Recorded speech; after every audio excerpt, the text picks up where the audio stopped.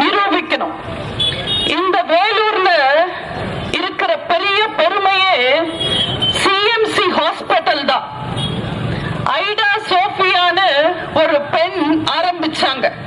ஒரு பெண்ணால பெருமை அடைஞ்ச இந்த வேலூர்ல பெண்களை அசிங்கமா பேசுற, கிண்டல் பண்ற கதிரானந்த் வேலூர் மக்களுக்கு தேவையா?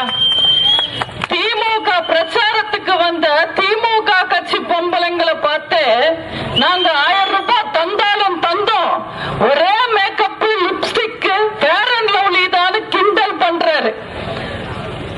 அவங்க உங்களுக்கு தேவையா? தம்பி கதிரானந்துக்கு தெரியல, அவங்க அப்பா துரைமுருகன் வேணும்னா மேக்கப் போடுறதுக்கும் லிப்ஸ்டிக் போடுறதுக்கும் பென்சில்ல மீச வரைகிறதுக்கும் 10,000 ரூபாய் கூட ஒரு நாளைக்கு செலவு பண்ணலாம். ஆனா இன்னைக்கு தமிழ்நாட்டு மக்கள் அவ்வளவு நிம்மதியா செலவு பண்ற நிலைமை இந்த திருட்டு திமுக ஆட்சியில கிடையாது. ஏழை பெண்களுக்கு எத்தனையோ செலவு.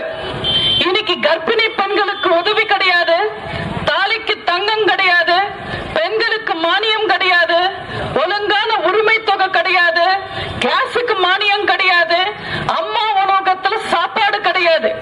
எல்லாத்தையும் நிப்பாட்டிட்டாங்க. அவங்க கொடுக்கிற 1000 ரூபாய் வச்சுக்கிட்டு என்ன நாக்கா வலிக்க முடியும்? யாருக்கு என்ன பிரயோஜனம் இருக்கு? இன்னும் மக்களை எத்தனை நாள் ஏமாத்துவாங்க?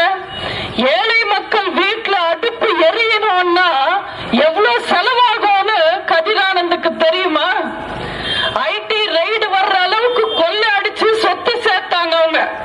அவங்களுக்கு மணல்ல எவ்வளவு கமிஷன் வரும்னு கேளுங்க, கரெக்டா சொல்லுவாங்க.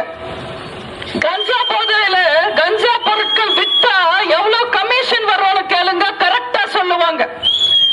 அதே கடலெண்ணெய் என்ன விலைக்கு விக்குது, கடலைப்பருப்பு என்ன விலைக்கு விக்குதுன்னு கேளுங்க, கதிரானந்துக்கெல்லாம் தெரியாது. இவங்களெல்லாம் தயவு செஞ்சு நம்பாதீங்க.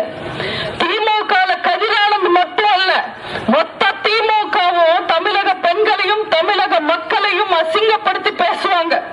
துரைமுருகன்ல இருந்து நேரு, பொன்முடி, ஐ பெரியசாமி, சேகர் பாபு, மா சுப்பிரமணியம், ஆர்.எஸ். பாரதி எல்லாருமே பெண்களையும் மக்களையும் அசிங்கமா பேசுவாங்க. ஒருத்தர் என்னமோ மக்களை பார்த்து ஓசியில போறவங்கன்றாரு, இவர் என்னமோ ஃபேர் அண்ட் லவ்லி அப்படின்னு கிண்டல் பண்றாரு. ஒருத்தர் மக்களை பார்த்து பிச்சைக்காரங்கன்னு பேசுறாரு. ஒருத்தர் இந்த மாவட்டத்தில் இருக்கிற மூத்த அரசியல்வாதி உங்களுக்கும் தருவோம் உங்க அம்மாக்கும் தருவோம்னு குடும்பத்தையே அசிங்கமா பேசுறாரு.